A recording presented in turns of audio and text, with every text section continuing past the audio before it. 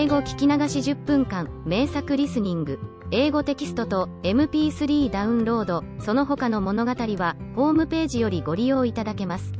88thpp.com 88thpp.com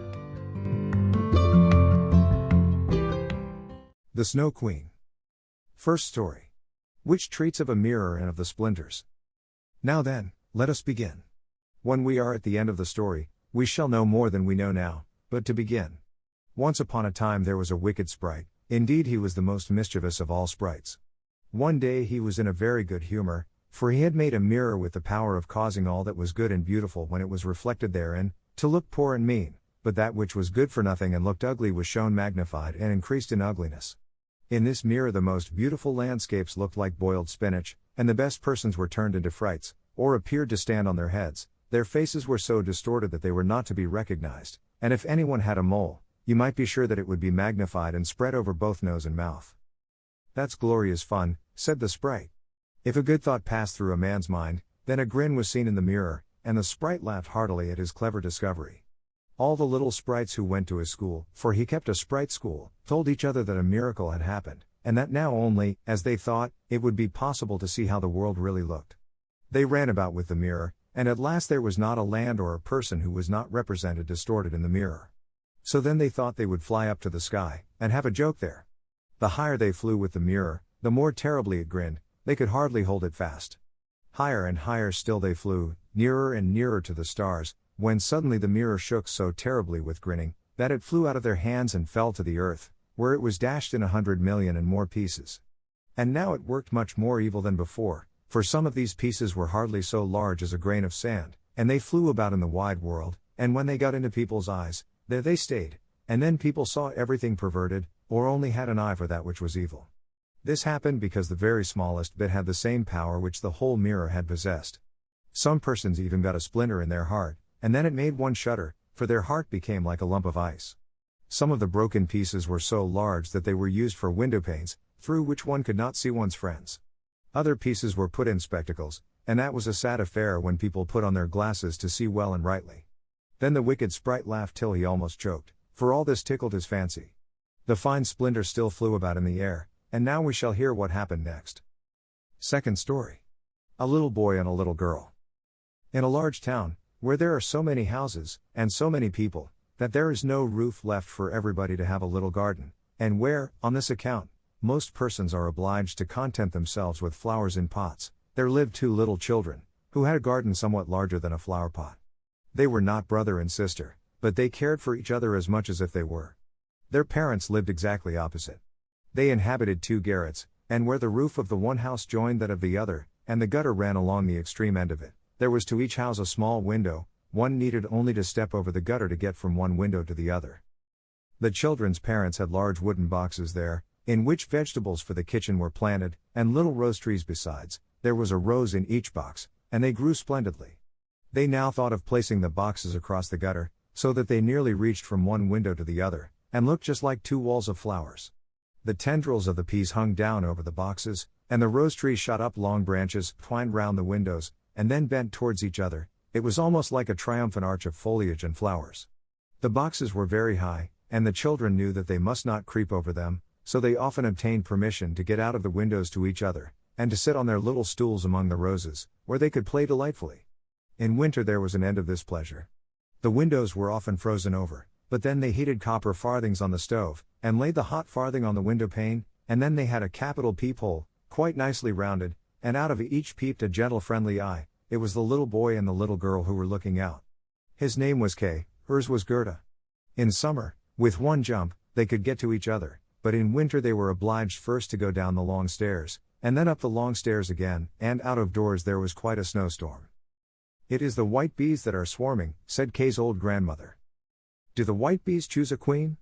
asked the little boy, for he knew that the honeybees always have one. "Yes," said the grandmother, "she flies where the swarm hangs in the thickest clusters. She is the largest of all, and she can never remain quietly on the earth, but goes up again into the black clouds. Many a winter's night she flies through the streets of the town, and peeps in at the windows, and they then freeze in so wondrous a manner that they look like flowers." "Yes, I have seen it," said both the children, and so they knew that it was true. "Can the Snow Queen come in?" said the little girl. "Only let her come in," said the little boy. "Then I'd put her on the stove, and she'd melt." And then his grandmother patted his head and told him other stories. In the evening, when little Kay was at home, and half undressed, he climbed up on the chair by the window and peeped out of the little hole. A few snowflakes were falling, and one, the largest of all, remained lying on the edge of a flower pot. The flake of snow grew larger and larger, and at last it was like a young lady, dressed in the finest white gauze, made of a million little flakes like stars.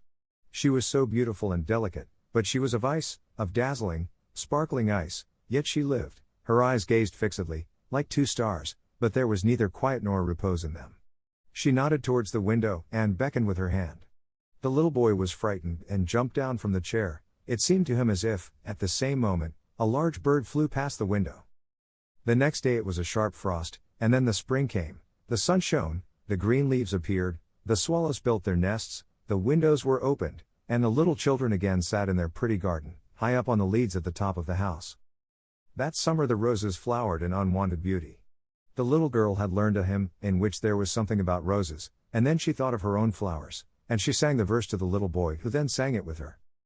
"The rose in the valley is blooming so sweet, and angels descend there the children to greet." And the children held each other by the hand, kissed the roses, looked up at the clear sunshine, and spoke as though they really saw angels there. What lovely summer days those were! How delightful to be out in the air, near the fresh rose bushes, that seem as if they would never finish blossoming. Kay and Gerda looked at the picture book full of beasts and of birds, and it was then, the clock in the church tower was just striking 5, that Kay said, "Oh, I feel such a sharp pain in my heart, and now something has got into my eye." The little girl put her arms around his neck. He winked his eyes, now there was nothing to be seen. "I think it is out now," said he, but it was not. It was just one of those pieces of glass from the magic mirror that had got into his eye, and poor Kay had got another piece right in his heart. It will soon become like ice. It did not hurt any longer, but there it was. "What are you crying for?" asked he. "You look so ugly." "There's nothing the matter with me." "Ah," said he at once, "that rose is cankered. And look, this one is quite crooked. After all, these roses are very ugly. They are just like the box they are planted in." And then he gave the box a good kick with his foot, and pulled both the roses up. "What are you doing?" cried the little girl, and as he perceived her fright, he pulled up another rose, got in at the window, and hastened off from dear little Gerda. Afterwards, when she brought her picture book, he asked, "What horrid beasts have you there?" And if his grandmother told them stories, he always interrupted her. Besides, if he could manage it, he would get behind her, put on her spectacles, and imitate her way of speaking. He copied all her ways, and then everybody laughed at him. He was soon able to imitate the gait and manner of everyone in the street. Everything that was peculiar and displeasing in them, that Kay knew how to imitate, and at such times all the people said, "The boy is certainly very clever." But it was the glass he had got in his eye, the glass that was sticking in his heart, which made him tease even little Gerda, whose whole soul was devoted to him.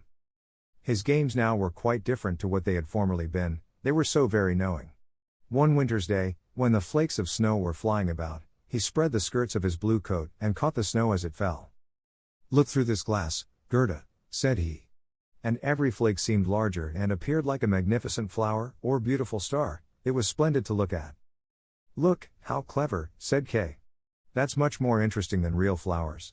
They are as exact as possible, there is not a fault in them, if they did not melt."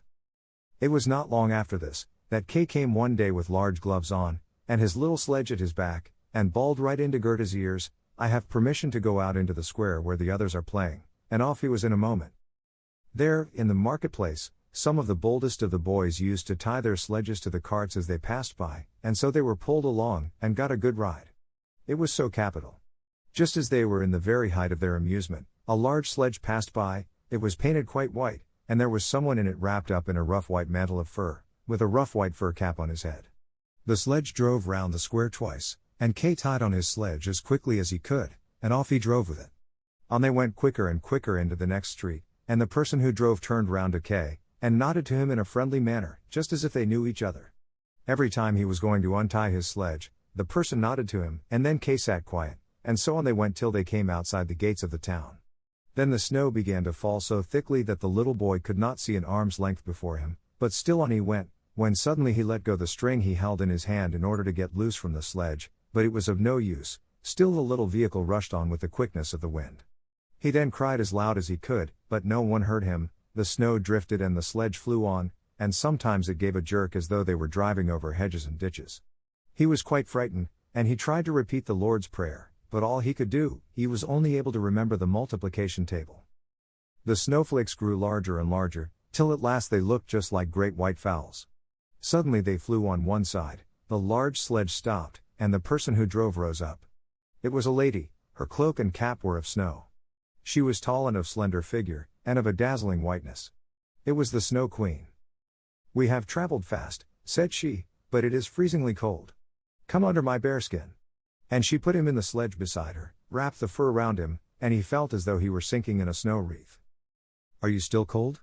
asked she, and then she kissed his forehead. Ah! It was colder than ice, it penetrated to his very heart, which was already almost a frozen lump. It seemed to him as if he were about to die, but a moment more and it was quite congenial to him, and he did not remark the cold that was around him. My sledge. Do not forget my sledge. It was the first thing he thought of.